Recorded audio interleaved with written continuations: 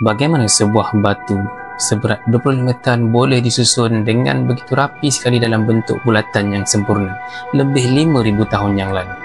Rahsia Stonehenge masih lagi belum terbongkar. Di tengah-tengah padang di England berdirinya sebuah struktur gergasi yang penuh dengan misteri. Stonehenge bukan hanya sekadar batu, tapi ianya adalah sebuah kalkulator gergasi yang mungkin lebih canggih daripada apa yang kita sangka. Saban tahun pada solstis musim panas, matahari akan terbit di tengah-tengah laluan batu itu.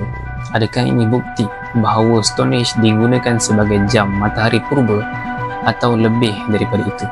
Ada juga teori yang mengatakan bahawa Stonehenge dibina di titik tenaga bumi, yakni sebagai pusat tenaga. Malahan ada juga yang mendakwa bahawa ianya adalah sebuah tempat pendaratan makhluk asing.